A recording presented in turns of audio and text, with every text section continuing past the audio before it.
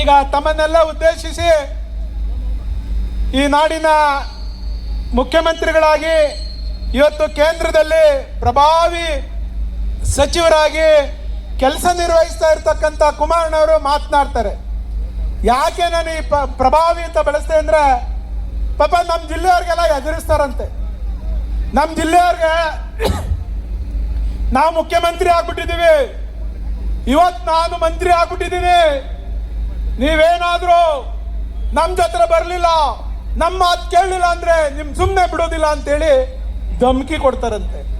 ಅಯ್ಯೋ ಸ್ವಾಮಿ, 94ರಲ್ಲೇ ಈ ರಾಮನಗರ ಜಿಲ್ಲೆ ಜನ, ಈ ರಾಮನಗರ ವಿಧಾನಸಭಾ ಕ್ಷೇತ್ರದ ಜನ, ಅದರಲ್ಲೂ ಇಷ್ಟರಲ್ಲಿ 94ರಲ್ಲೇ ದೇವೇಗೌಡರನ್ನ ಮುಖ್ಯಮಂತ್ರಿ ಆಗಿ ನೋಡಿ, 96ರಲ್ಲಿ ಪ್ರಧಾನಮಂತ್ರಿ ನೋಡಿ, 2006ರಲ್ಲಿ ಕುಮಾರಣ್ಣನ ಮುಖ್ಯಮಂತ್ರಿ ನೋಡಿ, 2018ರಲ್ಲಿ ಮತ್ತೆ ಕುಮಾರಣ್ಣನ ಮುಖ್ಯಮಂತ್ರಿ ನೋಡಿ, ಇವತ್ತು ಕೇಂದ್ರ ಸಚಿವರು. ಇವತ್ತಿನವರೆಗೂ ಯಾರು ಇಷ್ಟು ದೊಡ್ಡ ಖಾತೆಯ ಸಚಿವರು ಈ ರಾಜ್ಯದಲ್ಲಿ, ಕೇಂದ್ರದಲ್ಲಿ, ಈ ರಾಜ್ಯದಲ್ಲಿ ಯಾರು ಕೂಡ ಪ್ರತಿನಿಧಿಸಿಲ್ಲ.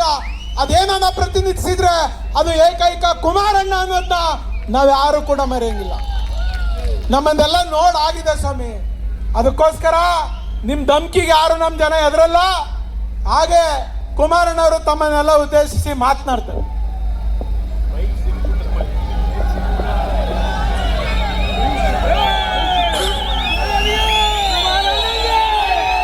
ಇವತ್ತಿನ ರೈತರ ಪರವಾಗಿ ಪಾದಯಾತ್ರೆಯನ್ನ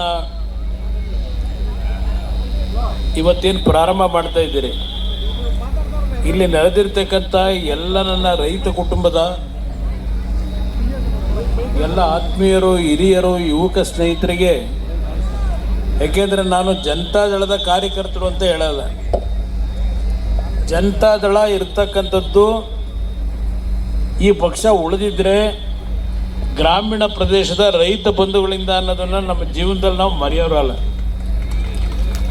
ಇವತ್ತಿನ ಈ ಒಂದು ಪಾದಯಾತ್ರೆ ಕಾರ್ಯಕ್ರಮ ನಮ್ಮ ಬೈರಮಂಗಲ ಭಾಗದಲ್ಲಿ ಇರ್ತಕ್ಕಂಥ ಯಾವೊಂದು ಬಿಡದಿ ಇಂಟಿಗ್ರೇಟೆಡ್ ಟೌನ್ಶಿಪ್ನ ಹೆಸರಿನಲ್ಲಿ ಈ ಸರ್ಕಾರ ಫಲವತ್ತಾದ ಭೂಮಿಗಳನ್ನು ಈ ಕಾರ್ಯಕ್ರಮಕ್ಕೆ ತೆಗೆದುಕೋಬೇಕು ಅಂತಕ್ಕಂಥ ನಿರ್ಧಾರ ಮಾಡಿ ಹೊರಟರು.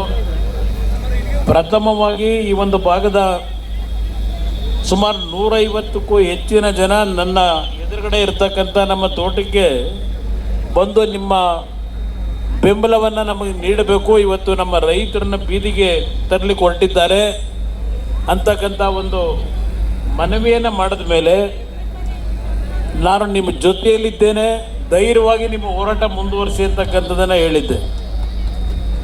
ಇವತ್ತು ನಾನು ಈ ಭಾಗದ ರೈತರಿಗಷ್ಟೇ ಅಲ್ಲ, ವಿಶೇಷವಾಗಿ ರೈತ ಕುಟುಂಬದ ನನ್ನ ಸಹೋದರಿಯರು, ತಾಯಂದಿರು ನಿರಂತರವಾಗಿ 516 ದಿನಗಳ ಕಾಲ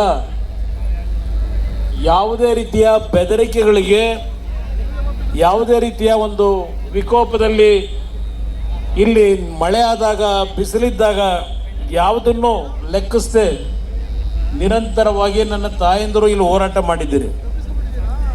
ಪ್ರಥಮವಾಗಿ ನಿಮ್ಮ ಹೋರಾಟಕ್ಕೆ ನನ್ನ ವಿಶೇಷವಾಗಿ ನನ್ನ ಸಹೋದರಿಯರು, ತಾಯಂದಿರು ಈ ಭಾಗದಲ್ಲಿ ನಿಂತಿರಿ. ನಿಮ್ಮ ಒಂದು ಕುಟುಂಬದ ಆಸ್ತಿಗಳನ್ನು ಉಳಿಸ್ಕೋಬೇಕು ಅಂತ ಹೇಳಿ ನಿಮ್ಮ ಒಂದು ದಿಟ್ಟ ನಿಲುವೇನಿದೆ, ಅದಕ್ಕೆ ನಾನು ಪ್ರಥಮವಾಗಿ ನನ್ನ ತಾಯಂದಿರಿಗೆ, ಸಹೋದರಿಯರಿಗೆ ವಿಶೇಷವಾಗಿ ನಾನು ಕೃತಜ್ಞತೆಗಳನ್ನು, ಅಭಿನಂದನೆಗಳನ್ನು ಸಲ್ಲಿಸ್ತೀನಿ. ಇವತ್ತು ನಾವು ಇಲ್ಲಿ ಬಂದಿರತಕ್ಕಂಥದ್ದು ಯಾವುದೋ ಒಂದು ನಮ್ಮ ರಾಜಕೀಯದ ಸ್ವಾರ್ಥಕ್ಕಲ್ಲ. ನೀವೇನು 516 ದಿನಗಳಿಂದ ನಿಮ್ಮ ಹೋರಾಟ ಮಾಡ್ತಾ ಇದ್ದೀರಿ, ನಿಮ್ಮ ಹೋರಾಟವನ್ನು ಇವತ್ತು ಗೌರವಿಸದೆ ಈಗಿನ ಸರ್ಕಾರ, ಈ ಭಾಗದ ಶಾಸಕರ ನಡವಳಿಕೆಗಳನ್ನು ಏನು ನೋಡ್ತಾ ಇದ್ದೇವೆ, ಆ ಹಿನ್ನೆಲೆಯಲ್ಲಿ ಇವತ್ತಿನ ದಿನ ಪಾದಯಾತ್ರೆಯ ಕಾರ್ಯಕ್ರಮವನ್ನು ನಿಗದಿ ಮಾಡಿದ್ದು ನಮ್ಮ ಅಶೋಕಣ್ಣ ಅವರು ಇಲ್ಲಿ ಬಂದಿದ್ದಾರೆ. ಇವತ್ತು ರಾಜ್ಯದಲ್ಲಿ ಅಧಿಕೃತ ವಿರೋಧ ಪಕ್ಷದ ನಾಯಕರಾಗಿ ಪ್ರತಿನಿಧಿಸ್ತಾ ಇದ್ದಿರ್ತಕ್ಕಂಥದ್ದೇನಿದೆ, ಬಿಜೆಪಿಯ ನಾಯಕರೇನಿದ್ದಾರೆ, ನಮ್ಮ ಪಕ್ಷದ ಸುರೇಶ್ ಬಾಬು ಅವರ ಜೊತೆಯಲ್ಲಿ ನಮ್ಮ ಪಕ್ಷದ ಎಲ್ಲ ಶಾಸಕ ಮಿತ್ರರು, ಮಾಜಿ ಶಾಸಕ ಮಿತ್ರರು, ಯಾಕೆಂದರೆ ಎಲ್ಲರೂ ಇದ್ದಾರೆ ಇಲ್ಲಿ.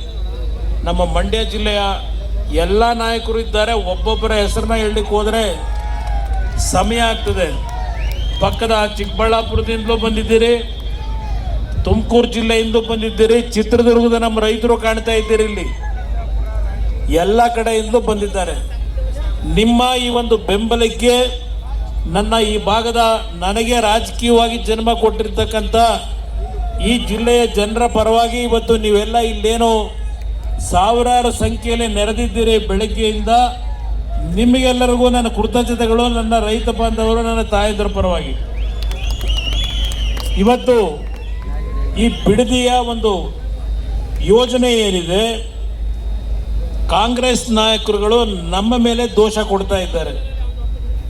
ಬಹುಶಃ ಯಾರಾದರೂ 2006ರಲ್ಲಿ ಹಿರಿಯರು ಈ ಭಾಗದಲ್ಲಿ ಇನ್ನೂ ಉಳಿದಿದ್ರೆ ಅವರಿಗೆ ವಿಷಯ ಗೊತ್ತಿದೆ. ಬಹುಶಃ 2006 ಈ ಒಂದು ಯೋಜನೆ ಪ್ರಾರಂಭ ಮಾಡಬೇಕು ಅಂತಕ್ಕಂಥದ್ದು ನಾವೇನಿಟ್ಟಿರಲಿಲ್ಲ. ನಿನ್ನೆ ದಿನ ನಾನು ಯಾವ ಬೆಂಗಳೂರು ಮೈಸೂರು ರಸ್ತೆ PMICPA ಪ್ರಾಜೆಕ್ಟ್ನ ಬಗ್ಗೆ ಅವತ್ತು ಒಂದು ತೀರ್ಮಾನ ಏನಾಗಿತ್ತು, ಆ ತೀರ್ಮಾನದ ಪ್ರಕಾರ 5 ಟೌನ್ಶಿಪ್ಗಳನ್ನು ಮಾಡ್ತಕ್ಕಂಥ ಒಂದು ಕಾರ್ಯಕ್ರಮ ಏನಿತ್ತು, ಅದು ಯಾವುದನ್ನೂ ಮಾಡದೆ ಬೆಂಗಳೂರು ನಗರದಲ್ಲಿ ಒತ್ತಡಗಳೇನಿತ್ತು, ಆ ಒತ್ತಡಗಳನ್ನು ಸರಿಪಡಿಸ್ಲಿಕ್ಕೆ ಏನು ಮಾಡಬಹುದು ಅಂತ ಹೇಳಿ ಕೆಲವು ಪ್ರಪೋಸ್ಗಳನ್ನು ಇಟ್ಟಂಥದ್ದು.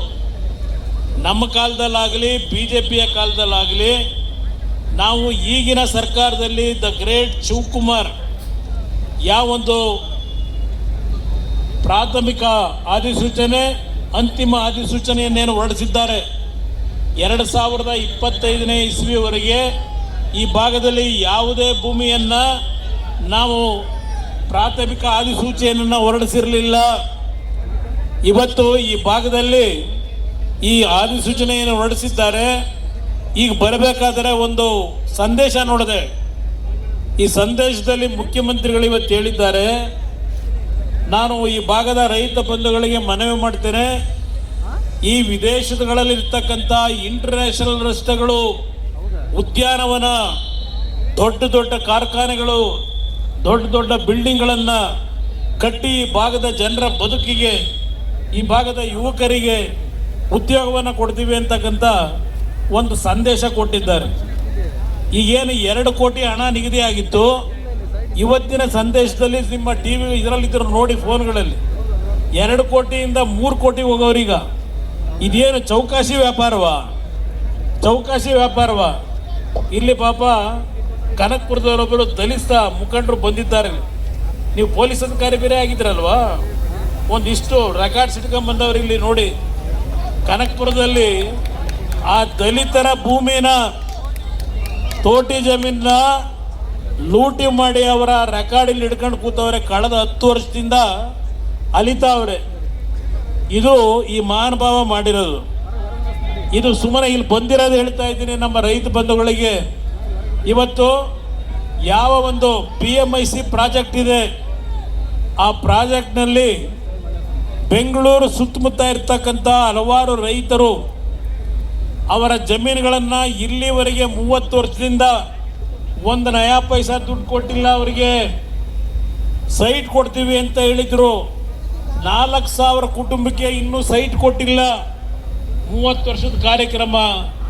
ಶಿವಕುಮಾರ್ ಅವರೇ, ನೀವೇ BMICPA ಅಂತ ಹೇಳಿ ಅಥಾರಿಟಿ ಮಾಡಿ, ಆ ಅಥಾರಿಟಿಯ ಅಧ್ಯಕ್ಷರು ಆ BMIC ಪ್ರಾಜೆಕ್ಟ್ಗೆ ಏನಪ್ಪ ಮಾಡಿದ್ದು ನೀವು? ಅದನ್ನೇ ಮಂಜಣ್ಣ ಅವ್ರು ಕೇಳ್ತಾ ಇರೋದು. ಇವತ್ತು 5 ಟೌನ್ಶಿಪ್ ಮನೆ ಹಾಳಾಗೋಗ್ಲಿ.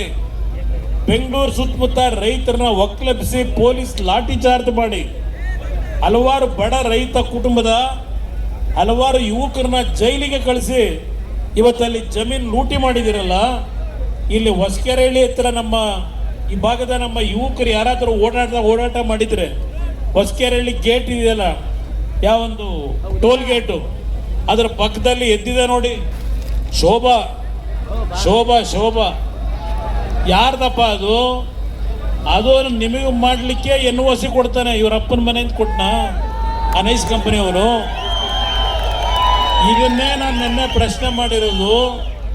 ಇವತ್ತು ಅಲ್ಲಿ ನಾನು ಹೇಳ್ತಾ ಇರೋದಲ್ಲ, ಈ ರಾಜ್ಯದ ಹೈಕೋರ್ಟ್ನಲ್ಲಿ ಒಂದು ತೀರ್ಪು ಕೊಟ್ಟಿದ್ದಾರೆ ಕಳೆದ 15 ದಿವಸದಿಂದ.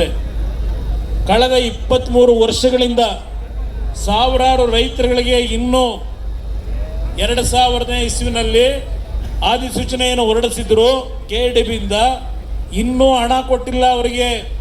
ಕೋರ್ಟ್ನಲ್ಲಿ ಹೇಳ್ತಾರೆ KDB ಅವರು ಮತ್ತು ನೈಸ್ ಕಂಪನಿ ಮಾಲೀಕ, KDBಯ ಇರ್ತಕ್ಕಂಥ ಆ್ಯಕ್ಟ್ ಏನಿದೆ, ನಾವು ಯಾವೊಂದು ಭೂಮಿನ ರೈತರ ಭೂಮಿನ ವಶಪಡಿಸ್ಕೊತೀವಿ ಅದು ತಕ್ಷಣಕ್ಕೆ ನಮ್ಮ ರಾಜ್ಯ ಸರ್ಕಾರದ ಆಸ್ತಿ. ನಾವು ಯಾವಾಗ ಬೇಕಾದರೂ ದುಡ್ಡು ಕೊಡ್ಬೋದು, 10 ವರ್ಷ ಆಗ್ಬೋದು, 20 ವರ್ಷ ಆಗ್ಬೋದು, ನಮಗೆ ಆ ಪವರ್ ಇದೆ ಅಂತ ಹೇಳಿ ಕೋರ್ಟ್ ಮುಂದೆ ಹೇಳ್ತಾರೆ.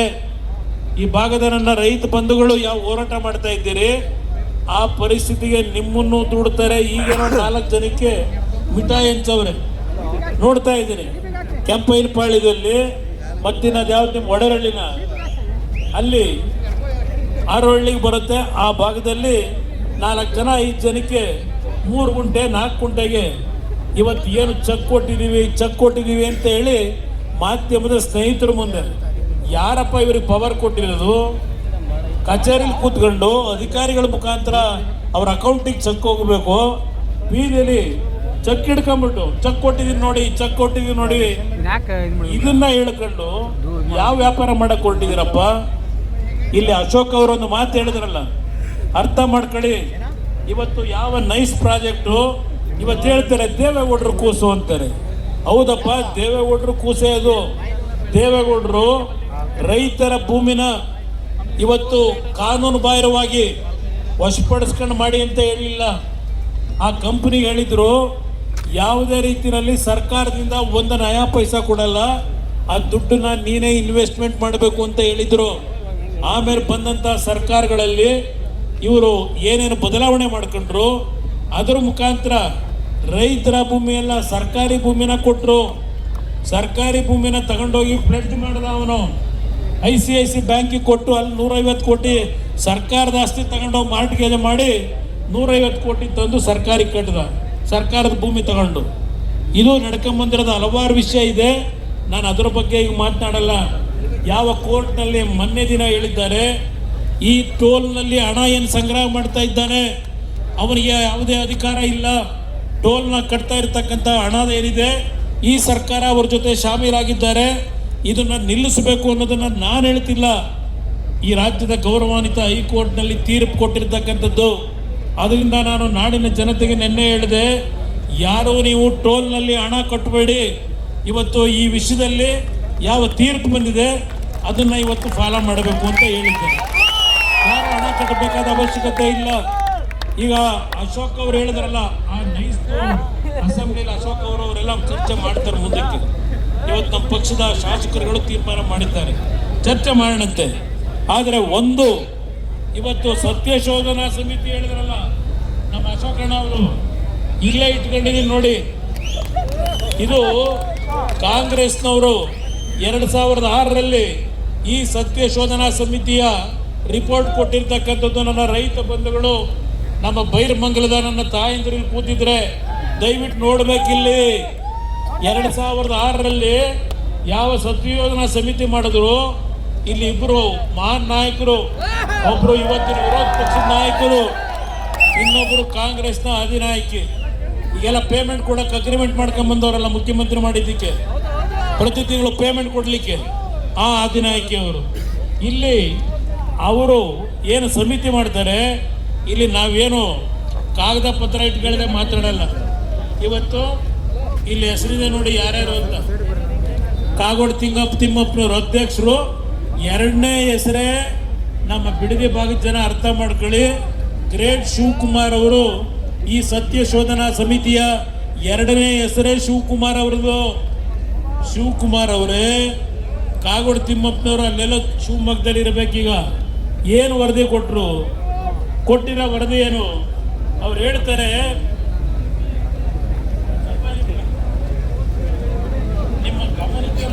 ನಿಮ್ಮ ಗಮನಕ್ಕೆ ನಾನು ತರ್ಲಿಕ್ಕೆ ಬಯಸ್ತೀನಿ. 11/6/2006 ನಮ್ಮ ಬಿಡದಿ ಭಾಗಕ್ಕೆ ಪ್ರವಾಸ ಮಾಡಿದ್ದಾರೆ ಅವರೆಲ್ಲ. ನಮ್ಮ ಬಿಡದಿ ರೈತರನ್ನ ಭೇಟಿ ಮಾಡಿದ್ದಾರೆ ಬೈರಮಂಗಲ ಎಲ್ಲ ಭಾಗದಲ್ಲಿ. 11/6/2006 ಬಂದು ಇಲ್ಲಿ ಪ್ರದೇಶದಲ್ಲಿ ಏನೆಲ್ಲ ನಿಮ್ಮ ಹತ್ರ ಮಾಹಿತಿ ತಗೊಂಡ್ರು. ಈ ವ್ಯಾಪ್ತಿಯಲ್ಲಿ 6,959 ಎಕರೆ ಖಾಸಗಿ ಜಮೀನು ಅಂದರೆ ರೈತರದು, ಸರ್ಕಾರಿ ಜಮೀನು 2,825, ಒಟ್ಟು 9,684 ಎಕರೆ. ಇದನ್ನ ಶಿವಕುಮಾರ್ ಕೊಟ್ಟಿರೋ ವರದಿ. ಈ 2,825 ಎಕರೆ ಹೇಳೋರಲ್ಲ ಇಲ್ಲಿ 2006ರಲ್ಲಿ. ಈ 2,000 ಎಕರೆ ಎಲ್ಲೋಯ್ತು ಈಗ ನೋಟಿಫಿಕೇಶನ್ ಮಾಡಿದಿರಲ್ಲ, ಸರ್ಕಾರದ ಭೂಮಿ ಯಾರ್ಯಾರಿಗೆ ಕೊಟ್ರಿ 2,000 ಎಕರೆ.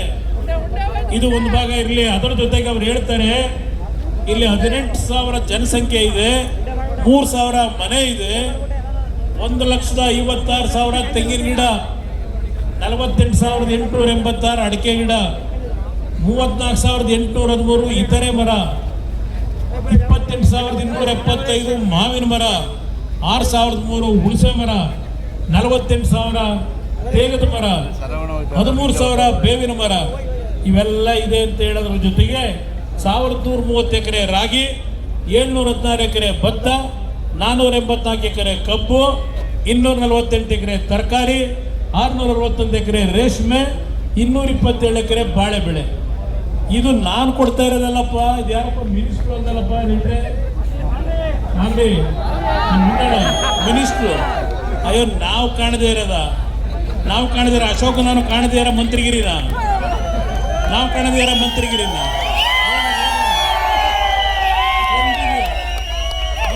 ಸ್ಪೆಷಲ್ ಕೊಂಡಿದೀಯಾ? ಮಾತಾಡ್ಬೇಕಾದ್ರೆ ಸ್ವಲ್ಪ ವಿಷಯ ತಿಳ್ಕೊಂಡು ಮಾತಾಡು.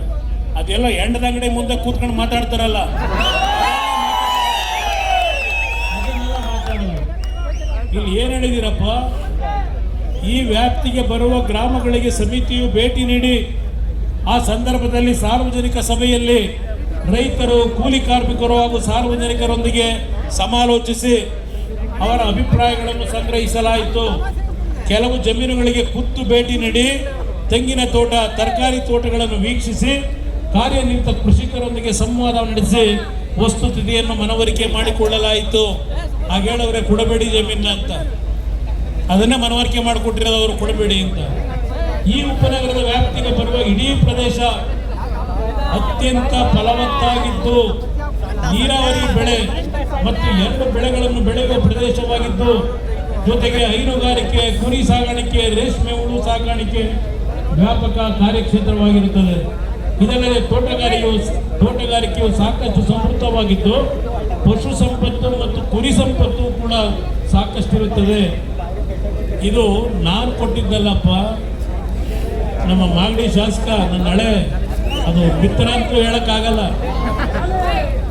ಗೆದ್ದಿದ್ದು ಜನತಾದಳದಲ್ಲಿ 3 ಬಾರಿ, ಗೆದ್ದಿದ್ದು ಕಾಂಗ್ರೆಸ್ನಲ್ಲಿ 1 ಬಾರಿ, ಇನ್ನು ಬಿಜೆಪಿನಲ್ಲಿ 1 ಬಾರಿ. ಈಗ ಬಿಜೆಪಿ JDS ಬಗ್ಗೆ ಮಾತನಾಡ್ತಾರೆ. ಯಾವ ಪಕ್ಷದ ಕಾರ್ಯಕರ್ತರು ನಿಮ್ಮನ್ನ ನಿರಂತರವಾಗಿ 3 ಬಾರಿ ಗೆಲ್ಸಿದ್ರು? ಯಾಕಪ್ಪ ನಮ್ಮನ್ನು ಬಿಟ್ಟೋಗಿದ್ದು? ಏನು ಅನ್ಯಾಯ ಮಾಡಿದ್ದು? ಏನು ತಪ್ಪು ಮಾಡಿದ್ದು ನಾವು? ಅದೆಲ್ಲ ಒಂದು ಭಾಗ ಇರಲಿ. ಇದನ್ನ ಯಾಕೆ ಹೇಳ್ತಾ ಇದ್ದೇನೆ, ಇದು ಕಾಂಗ್ರೆಸ್ ಅವ್ರು ಕೊಟ್ಟಿರದಪ್ಪ. ಇವತ್ತೇನೋ ಅಡ್ವರ್ಟೈಸ್ಮೆಂಟ್ ಕೊಟ್ಟಿದ್ದೀರಲ್ಲ ಫುಲ್ ಪೇಜು, ಅದು ಅವ್ರಿಗೆ ಯೋಗ್ಯತೆ ಇಲ್ಲ ಅಡ್ವರ್ಟೈಸ್ಮೆಂಟ್ ಕೊಡ್ಲಿಕ್ಕೆ. ಇಲ್ಲೆಲ್ಲೋ ಇನ್ನೊಬ್ಬನ ಮಳೆ ಸ್ನೇಹಿತ ಇಲ್ಲಿ ಹೊಸೂರ್ನ ಇಲ್ಲಿ ರೈತ ಅಂತ ಹೇಳ್ತಾರಲ್ಲ, ಹೊಸೂರ್ನ ಒಬ್ಬ ವ್ಯಕ್ತಿ ಕೈನಲ್ಲಿ ಅಡ್ವರ್ಟೈಸ್ಮೆಂಟ್. ಇವ್ರ ಯೋಗ್ಯತೆಗೆ, ಇವ್ರು ಕಾಂಗ್ರೆಸ್ ಪಕ್ಷದಿಂದ ಕೂಡ ಯೋಗ್ಯತೆ ಇಲ್ಲ ಇವರಿಗೆ. ಇದು ಅವ್ರು ಕೊಟ್ಟಿರೋ ಅಡ್ವರ್ಟೈಸ್ಮೆಂಟ್. ಅದರಿಂದ ಇವತ್ತು ನಾನು ಭಾಷಣ ಮಾಡ್ಲಿಕ್ಕೆ ಹೋಗಲ್ಲ. ವಿಧಾನಸಭೆ ಕಲಾಪದಲ್ಲಿ ಈ ಎಲ್ಲ ವಿಷಯಗಳನ್ನ ನಿಮ್ಮ ಮುಂದೆ ತರ್ತೇವೆ, ಈ ಸರ್ಕಾರದ ಮುಂದೆ. ಅದ್ರ ಜೊತೆಗೆ ಇವರೇ ಹೇಳಿದ್ದಾರೆ, ಯಾವುದೇ ರೀತಿ ಸರ್ಕಾರದ ಭೂಮಿ ಪಡೀಲಿಕ್ಕೆ ಸರ್ವೆ ಮಾಡಿಲ್ಲ, ಯಾವುದೇ ರೀತಿ ಅಧಿಸೂಚನೆ ಹೊರಡಿಸಿಲ್ಲ, ಇದೆಲ್ಲ ಕೊಟ್ಟವರಿಗೆ. ಇವತ್ತು ನಮ್ಮ ಬಗ್ಗೆ ಮಾತಾಡ್ತೀರ. ಇದಂತ ರೆಡ್ ಝೋನು ಇವತ್ತು ವೈಲು ಟೌನ್ಶಿಪ್ ಮಾಡೋದಕ್ಕೆ ಮಾಡಿದ್ರ, ರೆಡ್ ಝೋನ್ ತೆಗೆದಿದ್ದೀರಾ? ಏನೋ ಹೇಳೋರು ಇವತ್ತು ಯಾರು ಭೂಮಿ ಕೊಡಲ್ಲ ಅವರ ಭೂಮಿಗಳನ್ನ ರೆಡ್ ಝೋನ್ ಮಾಡಲ್ವಂತೆ, ರೆಡ್ ಝೋನ್ ಅಲ್ಲೇ ಇಡ್ತಾರಂತೆ. ರೆಡ್ ಝೋನ್ ಅಂದ್ರೆ ಅರ್ಥ ಏನು? ಇವತ್ತು ರೆಡ್ ಝೋನ್ ಅಲ್ಲಿ ಇರ್ತಕ್ಕಂಥ ಈ ಒಂದು ಭಾಗದಲ್ಲಿ ಬೆಂಗಳೂರಿನ ಹಲವಾರು ದಳ್ಳಾಳಿಗಳು, ನನ್ನ ಹತ್ರಲ್ಲೇ ಒಪ್ಪಿದ್ದ ದಳ್ಳಾಳಿ, ನನ್ನನ್ನ ಟೋಪಿ ಹಾಕಿ ಇಲ್ಲೆಲ್ಲ ಪ್ರಮುಖ ರಸ್ತೆ ಒಂದು ತೋಟ ಮಾಡ್ಕೊಂಡವನೆ ದಳ್ಳಾಳಿ ಒಬ್ಬ. ಈಗ ಅಲ್ಲಿ ಸೇರ್ಕೊಂಡವನೆ, ಇಲ್ಲೆಲ್ಲ ಏನೇನು ಬೇಕೋ ಮಾಡ್ಕೊಂಡು ಅಲ್ಲಿ ಸೇರ್ಕೊಂಡು ಇಲ್ಲ ತೋಟ ತಗೊಂಡವನು. ಇಲ್ಲಿ ಮುಖ್ಯ ರಸ್ತೆ ನಾನು ಕಾಣದೇ ಇರೋದ, ಇಲ್ಲಿ ನೋಡಿದ್ರೆ ಅವತ್ತು ಇಲ್ಲಿ ನಿಂತಿದ್ದ, ಇಲ್ಲಿ ನಾವಿಲ್ಲಿ ಬಂದಾಗ ಮುಖ್ಯಮಂತ್ರಿ ಕರ್ಸಪ್ಪ ಅಂತ ಹೇಳಿದಾಗ. ಈಗ ಇಂಥವ್ರು ಜಮೀನು ಕೊಡಕ್ಕೆ ತಯಾರಾಗಿರೋದು. ಇಲ್ಲಿ ನನ್ನ ತಾಯಂದ್ರು ಪ್ರತಿನಿತ್ಯ ರೇಷ್ಮೆ ಬೆಳೆದು ಹಾಲು ಕರೆದು ಜೀವನ ಮಾಡ್ತಾವ್ರಲ್ಲ, 6 ಲಕ್ಷ ಲೀಟರ್ ಹಾಲು ಹಾಕಿ ಇವರೆಲ್ಲ ಜಮೀನು ಕೊಡ್ತೀವಿ ಅಂತ ಹೇಳ್ತಿರೋದು. ಅಂತ ಪುಡಾರಿಗಳು ಇವತ್ತು ಭೂಮಿ ಕೊಡಕ್ಕೆ ತಯಾರಾಗೋದು. ಯಾಕೆಂದ್ರೆ ಅವ್ರು 10 ಲಕ್ಷ 5 ಲಕ್ಷ ಈ ರೇಟಲ್ಲಿ ಜಮೀನು ತಗೊಂಡಿದ್ರಾಗ ಈ 2 ಕೋಟಿ ಕೊಡ್ತೀವಿ ಅಂತ ಅವ್ರಿಗೆ ಬೇಕಾಗಿರೋದು. ಇಲ್ಲಿ ಯಾವ ಪಿತ್ರಾರಿತ ಆಸ್ತಿ ಇಟ್ಕೊಂಡು ಜೀವನ ಮಾಡ್ತಾ ಇದ್ದಾರೆ ಅವರು ಭೂಮಿ ಕೊಡಕ್ಕೆ ತಯಾರಿಲ್ಲದೆ ಇರೋದು, ಅವರು ಹೋರಾಟ ಮಾಡ್ತಿರೋದು. ನಾವು ಧ್ವನಿ ಎತ್ತಿರೋದು ಅಲ್ಲಿ ಕಷ್ಟಪಟ್ಟು ಬೆವರು ಸುರಿಸಿ ಬೆಳಗಿನ ಸಾಯಂಕಾಲದವರೆಗೂ ಆ ಭೂಮಿ ತಾಯಿ ನಂಬ್ಕೊಂಡು ಜೀವನ ಮಾಡ್ತವ್ರಲ್ಲ ಅವ್ರ ಪರವಾಗಿ ಧ್ವನಿ ಎತ್ತಿ ಇವತ್ತು ನನ್ನ ಕಾರ್ಯಕರ್ತರು, ನನ್ನ ರೈತ ಬಂಧುಗಳು ಈ ಪಾದಯಾತ್ರೆ ಭಾಗವಹಿಸಿದ್ದಾರೆ. ಇಲ್ಲಿ ಈ ವಿಷಯದಲ್ಲಿ ಯಾವುದೇ ಕಾರಣಕ್ಕೂ ಮರಳಾಗಬೇಡಿ. ಇವತ್ತು 3 ಕೋಟಿ ಅಂತ ಘೋಷಣೆ ಮಾಡವ್ರೆ. ಅದೆಲ್ಲ ಇದ್ರು ಕೊಡಪ್ಪ, ಫೋನ್ನಲ್ಲಿ ಆನ್ ಮಾಡ್ಕೊಡೋದನ್ನ ಕೇಳಬೇಕು. 2 ಕೋಟಿ ನಿರ್ಧಾರ ಮಾಡಿ 3 ಕೋಟಿ ಕೊಡ್ತೀನಿ ಅಂತ ಹೇಳೋದಕ್ಕೆ ಯಾವ ಆಧಾರ ಇದೆ? ಯಾರು ತೀರ್ಮಾನ ಮಾಡೋರು? ಇಲ್ಲಿ ಈಗ ಒಂದು ಸಮಿತಿ ಮಾಡೋರಲ್ಲ, ನಿನ್ನೆ ಒಂದು ಸಮಿತಿ ಘೋಷಣೆ ಮಾಡೋದಲ್ಲ ಈ ಪಾದಯಾತ್ರೆ ಹಿನ್ನೆಲೆಯಲ್ಲಿ. ಯಾರೋ ಒಬ್ರು ನಿವೃತ್ತ ನ್ಯಾಯಾಧೀಶರು, ಆ ನಿವೃತ್ತ ನ್ಯಾಯಾಧೀಶರು ಮುಂದೆ ಇದೇ ಈಗಲ್ಟನ್ನವ್ರು ಹೋದ್ರಲ್ಲ, ಕೇಸ್ ಹಾಕೊಂಡು ಹೋದ್ರಲ್ಲ, ಅಲ್ಲಿ ಏನಾಯ್ತು ಅರ್ಥ ಮಾಡ್ಕೊಳ್ಳಿ. ಯಾವ ಒಂದು 70 ಎಕರೆ ಖರಾಬ್ ಭೂಮಿ ಇತ್ತು, ಆ ಭೂಮಿನ ಇವತ್ತು ಆ ಒಂದು ವ್ಯಾಪ್ತಿ ಒಳಗಿದೆ, ಗಾಲ್ಫ್ ಕ್ಲಬ್ ಒಳಗೆ ಅಂತ ಹೇಳಿ ಹಿಂದೆ ಇದ್ದಂತ ಕಾಂಗ್ರೆಸ್ ಸರ್ಕಾರದಲ್ಲಿ ಎಕರೆಗೆ 12 ಕೋಟಿ ನಿಗದಿ ಮಾಡಿದ್ರು. 948 ಕೋಟಿ ದುಡ್ಡು ಕಟ್ಟು ಅಂದ್ರು. ಎಕರೆಗೆ 12 ಕೋಟಿ 15 ವರ್ಷದಿಂದ. ಹಾಗಿದ್ರೆ ಅಲ್ಲಿ 12 ಕೋಟಿ ಸರ್ಕಾರ ಏನು ಫಿಕ್ಸ್ ಮಾಡ್ತು, ರಾಮನಗರದ ಜಿಲ್ಲಾಧಿಕಾರಿನ ಉಪಯೋಗ ಮಾಡಿಕೊಂಡು ಇದೇ ಸತ್ಯಶೋಧನಾ ಸಮಿತಿ ಕಾಗೋಡು ತಿಮ್ಮಪ್ಪ ಕಂದಾಯ ಸಚಿವರು ಪಾಪ ವ್ಯಾಪಾರ ಮಾಡಕ್ ನೋಡಿದ್ರು, ಅವ್ರು ಕೊಡಕ್ ದುಡ್ಡಿರ್ಲಿಲ್ಲ. ಅವ್ರ ಅಪ್ಪ ಇಲ್ಲ, ಇವತ್ತು ಅವ್ರ ಅಣ್ಣ ಇಲ್ಲ, ತೀರ್ಕೊಂಡು ಹೋಗೋದು. ದುಡ್ಡು ಕೇಳಿದ್ರೆ ಎಲ್ಲಿಂದ ತಂದು ಕೊಡ್ತಾನೆ?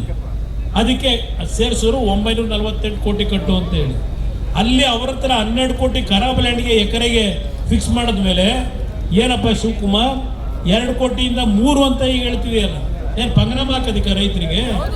3 ಕೋಟಿ 10 ವರ್ಷದಿಂದ 12 ಕೋಟಿ ಫಿಕ್ಸ್ ಮಾಡಿದೀಯ ನೀನು. ಇವತ್ತು ಅಲ್ಲಿಗೆ ರೈತರಿಗೆ ಯಾವ ರೇಟ್ ಫಿಕ್ಸ್ ಮಾಡ್ಬೇಕು? ಎಕರೆಗೆ ಯಾವ ರೇಟ್ ಫಿಕ್ಸ್ ಮಾಡ್ಬೇಕು? ಇದು ಅಶೋಕಣ್ಣ ಹೇಳಿದಂಗೆ ದರೋಡೆಕೋರರ ಸರ್ಕಾರ ಇದೆ, ದರೋಡೆಕೋರರ ಸರ್ಕಾರ. ಇದೊಂದು ಸರ್ಕಾರ ಅಂತ ಕರೀತೀರ. ಮಂತ್ರಿ ಆಗೋದಕ್ಕೆ ನಾನು ಹೇಳೋದಲ್ಲ, ಆ ಪಕ್ಷದ ಶಾಸಕರುಗಳು ಮಂತ್ರಿ ಆಗದೇ ಇದ್ದವರು ಹಿಂದೆ ಮಂತ್ರಿ ಆಗಿದ್ದಾರೆ ಹೇಳ್ತಾರೆ. ಏನ್ ಮಾಡೋದು? ನಮಗೆ 100 ಕೋಟಿ 150 ಕೋಟಿ ಕೇಳ್ತಾರೆ, ನಾವೇನಿಂದ ತಂದುಕೊಡೋದು? ಇದು ಈ ಸರ್ಕಾರ ನಡೀತಿರೋದು. ಇವತ್ತು ಆ ಮಂತ್ರಿ ಆಗಿ 100 ಕೋಟಿನೋ 50 ಕೋಟಿನೋ ಕೊಟ್ಟು ಮಂತ್ರಿ ಆಗಿ ಯಾರ ತಲೆ ಹೊಡಿಬೇಕು? ನಮ್ಮ ರಾಜ್ಯದ ಜನತೆಯ ತಲೆ ಹೊಡಿಬೇಕು. ಆ ದುಡ್ಡು ಸಂಪಾದನೆ ಮಾಡ್ಬೇಕಾದ್ರೆ ಇದು ನಡೀತಾ ಇರ್ತಕ್ಕಂಥದ್ದು. ಅದರಿಂದ ಈ ಹೋರಾಟ ಇವತ್ತು 2 ಪಕ್ಷಗಳು ಸೇರಿ ಅಶೋಕ್ ಅವರು ಇವತ್ತು ನಮ್ಮ ಜೊತೆಯಲ್ಲಿ ಸಾಂಕೇತಿಕವಾಗಿ ಮತ್ತು ಹಲವಾರು ನಮ್ಮ ಬಿಜೆಪಿ ಸ್ನೇಹಿತರುಗಳು ಇದ್ದೀರಿ. ಇವತ್ತು ಒಟ್ಟಾಗಿ ಇಂಥ ಒಂದು ಬ್ರಹ್ಮಾಂಡ ಭ್ರಷ್ಟಾಚಾರದ ಸರ್ಕಾರವನ್ನು ಕಿತ್ತೊಗಿಲಿಕ್ಕೆ ಇವತ್ತಿನಿಂದ ವೈರಮಂಗಲದ ನನ್ನ ತಾಯಂದರು ಯಾವೊಂದು ನಿರಂತರ ಹೋರಾಟ ಮಾಡಿದ್ದೀರಿ. ನೀವು ಈ ಒಂದು ಫೌಂಡೇಶನ್ ಹಾಕಿದ್ದೀರಿ. ವೈರಮಂಗಲ ಭಾಗದ ನನ್ನ ತಾಯಂದರು ಸಹೋದರಿಯರು, ಈ ಫೌಂಡೇಶನ್ನು ಅಷ್ಟು ಸುಲಭವಾಗಿ ಈ ಸರ್ಕಾರ ಕೆಡವಲಿಕ್ಕೆ ಸಾಧ್ಯ ಇಲ್ಲ. ಮುಂದಿನ ದಿನಗಳಲ್ಲಿ ರೈತ ಪರವಾದಂಥ ಈ ನಾಡಿನ ಹಲವಾರು ಸಮಸ್ಯೆಗಳಿಗೆ ಪರಿಹಾರ ತರತಕ್ಕಂಥ ಒಂದು ದಿನವನ್ನು ಕಾಣ್ತಕ್ಕಂಥದಕ್ಕೆ ಇವತ್ತಿನ ಪಾದಯಾತ್ರೆ ದಿಕ್ಸೂಚಿ ಆಗ್ತದೆ. ಹಲವಾರು ಭಾಗದಿಂದ ಬಂದಿದ್ದೀರಿ, ಸಾಲ ತಡ ಆಗಿದೆ, ಕ್ಷಮಿಸಬೇಕು ನಿಮಗೆ. ಪಾದಯಾತ್ರೆಯನ್ನು ಶುರು ಮಾಡಿ ಏನು ಕೊನೆಯ ಘಟ್ಟಕ್ಕೆ ನಾವು ಹೋಗ್ಬೇಕಾಗಿತ್ತು ಇವತ್ತಿನ ದಿನ, ಅಲ್ಲಿ ಹೋಗ್ತಕ್ಕಂಥದ್ದಕ್ಕೆ ನಿಮ್ಮೆಲ್ಲರ ಸಹಕಾರ ಕೊಡಿ. ಎಲ್ಲ ನನ್ನ ಪಕ್ಷದ ಹಲವಾರು ಭಾಗದಿಂದ ರಾಜ್ಯದ ಬಂದಿರತಕ್ಕಂಥ ಎಲ್ಲ ನನ್ನ ಅಣ್ಣ ತಮ್ಮಂದರು, ಹಿರಿಯರು, ನನ್ನ ಸಹೋದರಿಯರು, ತಾಯಂದರು ಎಲ್ಲರಿಗೂ ಮತ್ತು ನನ್ನ ಬೈರಮಂಗಲ ಭಾಗದ 8 ಗ್ರಾಮದ ನನ್ನ ರೈತ ಹೋರಾಟಗಾರ ಮಹಿಳೆಯರು, ತಾಯಂದರು ಎಲ್ಲರಿಗೂ ನಾನು ನನ್ನ ಕೃತಜ್ಞತೆಗಳನ್ನು, ಅಭಿನಂದನೆಗಳನ್ನು ನಿಮಗೆಲ್ಲ ಸಲ್ಲಿಸಿ ಈ ಒಂದು ಪಾದಯಾತ್ರೆಯನ್ನು ಪ್ರಾರಂಭ ಮಾಡು ಅಂತ ಹೇಳಿ ನಿಮ್ಗೆ ಹೊಂದಿಸಿ 2 ಮಾತು ಮುಗಿಸ್ತೇನೆ. ಒಂದೂವರೆ ವರ್ಷದಲ್ಲಿ ರೈತರ ಪರಿಸ್ಥಿತಿ ಈ ಭಾಗದಲ್ಲಿ ಇರ್ತಕ್ಕಂಥ ಸಂಪೂರ್ಣ ಮಾಹಿತಿಯನ್ನ ಇವತ್ತು ದೇವೇಗೌಡರು ಸಾಹೇಬರು ಕಲೆ ಹಾಕಿದ್ದಾರೆ. ಬಹುಶಃ ತಾವೆಲ್ಲ ಗಮನಿಸಿರ್ಬೋದು, ದೇವೇಗೌಡರು ಸಾಹೇಬರು ಒಂದು ಕರೆಯನ್ನ ಕೊಟ್ಟರು, ಒಂದು ಪತ್ರಿಕಾಗೋಷ್ಠಿ ಕರೆದು ರಾಜ್ಯ ಸರ್ಕಾರಕ್ಕೆ, ರಾಜ್ಯದ ಮಾನ್ಯ ಮುಖ್ಯಮಂತ್ರಿಗಳಿಗೆ ರೈತರಿಗೆ ಇದೇ ರೀತಿ ಅನ್ಯಾಯ ಮಾಡ್ಕೊಂಡು ಏನಾದ್ರೂ ನೀವು ಅವರ ಭೂಮಿಯನ್ನ ಕಸ್ಕೊಳ್ತಕ್ಕಂಥ ಒಂದು ಪ್ರಯತ್ನಕ್ಕೆ ಇವತ್ತೇನು ಕೈ ಹಾಕಿದ್ದೀರಿ, ನೀವು ಹಿಂದೆ ಸರಿಲಿಲ್ಲ ಅಂತಕ್ಕಂಥದ್ದಾದ್ರೆ ನಾನು ಸತ್ಯಾಗ್ರಹವನ್ನ ಕೂರ್ತೇನೆ ರೈತರಿಗೋಸ್ಕರ ಇಡೀ ವಯಸ್ಸಲ್ಲಿ ಅಂತಕ್ಕಂಥದ್ದು ಸನ್ಮಾನ್ಯ ದೇವೇಗೌಡರು ಸಾಹೇಬರು ಹೇಳ್ತಾ ಇದ್ದಂತೆ. ಮಾರನೇ ದಿನ ತಾವುಗಳೆಲ್ಲ ನೋಡಿದ್ದೀರಿ, ಕರ್ನಾಟಕ ರಾಜ್ಯದ ಮಾನ್ಯ ಮುಖ್ಯಮಂತ್ರಿಗಳು ಪತ್ರಿಕಾಗೋಷ್ಠಿಯನ್ನ ಕರೆಸ್ತಾರೆ. ಪತ್ರಿಕಾಗೋಷ್ಠಿಯಲ್ಲಿ ಸಮಿತಿ ರಚನೆ ಮಾಡ್ತೀನಿ ಅಂತಾರೆ, ಪರಿಶೀಲನಾ ಸಮಿತಿ, ಅದರ ಮೂಲಕ ಒಂದು ವರದಿಯನ್ನ ಕೊಡ್ತೀನಿ ಅಂತ ಹೇಳಿ ಅವತ್ತಿನ ದಿನವೇ ಮಿಕ್ಕಂತ 4 ಹಳ್ಳಿಗಳ ಅಂತಿಮ ಅಧಿಸೂಚನೆಯನ್ನ ಹೊರಡಿಸಿದ್ದು ನೋಡಿದ್ದೀರಿ. ಅಂದ್ರೆ ರಾಜ್ಯ ಸರ್ಕಾರ ಹಾಗೂ ರಾಜ್ಯದ ಮುಖ್ಯಮಂತ್ರಿಗಳ ದ್ವಂದ್ವ ಮನಸ್ಥಿತಿ, ದ್ವಂದ್ವ ನೀತಿಗಳು ಯಾವ ರೀತಿ ಇದೆ ಅಂತಕ್ಕಂಥದ್ದು ಬಹುಶಃ ಇದಕ್ಕಿಂತ ಸ್ಪಷ್ಟವಾದಂತ ಒಂದು ಉದಾಹರಣೆ ನಮ್ಮ ಕಣ್ಣು ಮುಂದೆ ಕಾಣ್ಲಿಕ್ಕೆ ಸಾಧ್ಯ ಇಲ್ಲ. ಕಳೆದ 3-4 ವಾರದಿಂದ ಸಮಿತಿ ರಚನೆ ಮಾಡಕ್ ಆಗ್ಲಿಲ್ಲ. ಯಾವಾಗ ಪಾದಯಾತ್ರೆ ದಿನಾಂಕ ಘೋಷಣೆ ಆಯ್ತು, ಯಾವಾಗ ಫ್ರೀಡಂ ಪಾರ್ಕ್ ವರೆಗೂ ರೈತರು ರೊಚ್ಚಿಗೆದ್ದಿದ್ದಾರೆ, ಯಾವಾಗ ಈ ಭಾಗದ 4 ಜನ ಶಾಸಕರು, ವಿಶೇಷವಾಗಿ ಈ ವಿಧಾನಸಭಾ ಕ್ಷೇತ್ರದ ಶಾಸಕರು ಮಂಜಣ್ಣ ಅವರು ಹೇಳಿದಂಗೆ ಮಂತ್ರಿಗಳಾಗಿದ್ದಾರೆ, ಇವತ್ತು ನಾವು ಅದಕ್ಕೆ ಸ್ವಾಗತ ಮಾಡ್ತೇವೆ, ಅವ್ರಿಗೆ ಅವಕಾಶ ಸಿಕ್ಕಿದ ಒಳ್ಳೆ ಕೆಲಸ ಮಾಡಿ. ಆದರೆ ಇಲ್ಲಿಯವರೆಗೂ ಕೂಡ 500ಕ್ಕೂ ಹೆಚ್ಚು ದಿನಗಳ ಕಾಲ ರೈತಾಪಿ ವರ್ಗ ಬೀದಿಲಿ ಕೂತಿದೆ, ನೋವಲ್ಲಿದ್ದಾರೆ, ಸಂಕಷ್ಟದಲ್ಲಿದ್ದಾರೆ. ಒಬ್ಬರಾದ್ರೂ ಬಂದು ಅವ್ರ ಸಂಕಷ್ಟವನ್ನ ಆಲಿಸ್ತಕ್ಕಂಥ ಪ್ರಯತ್ನ ಮಾಡಿದ್ರ? ಯಾವಾಗ ಪಾದಯಾತ್ರೆ ಘೋಷಣೆ ಆಯ್ತು, ಯಾವಾಗ ಕುಮಾರಣ್ಣ ಅವರು ಪಾದಯಾತ್ರೆಗೆ ಬಂದು ಚಾಲನೆ ಕೊಡ್ತಾರೆ, ನಾಳೆಯ ದಿನ ದೇವೇಗೌಡರು ಸಾಹೇಬರು ಬಂದು ಭಾಗವಹಿಸ್ತಾರೆ ಅಂತಕ್ಕಂಥದ್ದು ತಿಳಿದು ಆಶಾಖಂಡ ಅವರು ಮಾತಾಡಬೇಕಾದ್ರೆ ಹೇಳ್ತಾ ಇದ್ರು, ಬೆಳಗ್ಗೆ ಎಲ್ಲ ಪತ್ರಿಕಾ ಮಾಧ್ಯಮಗಳಲ್ಲಿ, ದೃಶ್ಯ ಮಾಧ್ಯಮಗಳಲ್ಲಿ ನೋಡಿರ್ಬೇಕು ತಾವುಗಳು, ದೊಡ್ಡ ದೊಡ್ಡ ಪುಟದ ಜಾಹೀರಾತುಗಳು. ಇವತ್ತು ಒಂದ್ ಕಡೆ ಜನತಾದಳ ಪಕ್ಷನ ಪ್ರಶ್ನೆ ಮಾಡ್ತಾರೆ, ಮತ್ತೊಂದಷ್ಟು ಕಡೆ ಭಾರತೀಯ ಜನತಾ ಪಾರ್ಟಿಗೆ ಸುರಿಮಳೆ ಪ್ರಶ್ನೆಗಳನ್ನ ಇವತ್ತೇನು ಕೇಳಿದ್ದಾರೆ. ಇಂಥ ಪ್ರಶ್ನೆಗಳಿಗೆ ನೀವು ಉತ್ತರ ಕೊಡಬೇಕಾಗಿರ್ತಕ್ಕಂಥದ್ದು ಇಲ್ಲಿರ್ತಕ್ಕಂಥ ರೈತರಿಗೆ. ಸ್ವಾಮಿ ದಯವಿಟ್ಟು ತಿರುಗಿ ನೋಡಿ, ಪೆನ್ ಕೇಳಿದ್ರಿ, ಪೇಪರ್ ಕೇಳಿದ್ರಿ, ಯಾತಕ್ಕೋಸ್ಕರ ಪೆನ್ನು ಪೇಪರ್ ಇಸ್ಕೊಂಡ್ರಿ?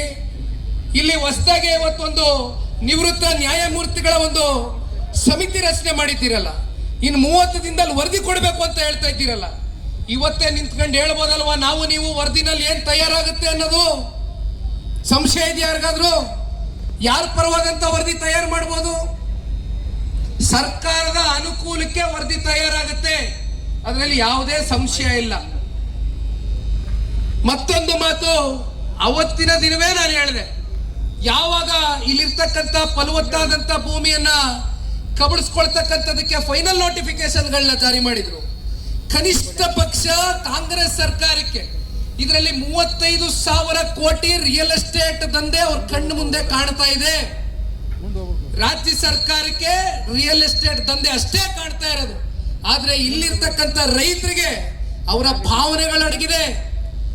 ಭಾವನೆಗಳಡಗಿದೆ, ಸಾಕಷ್ಟು ಜನ ಅವ್ರ ತಂದೆ ತಾಯಿ, ಅವ್ರ ತಾತ ಅಜ್ಜಿ ತೀರ್ಕೊಂಡು ಹೋಗಿರ್ತಕ್ಕಂಥ ಸಮಾಧಿ ಇದೆ, ಅವರ ಭಾವನೆಗಳಲ್ಲಿ ಅಡಗಿದೆ.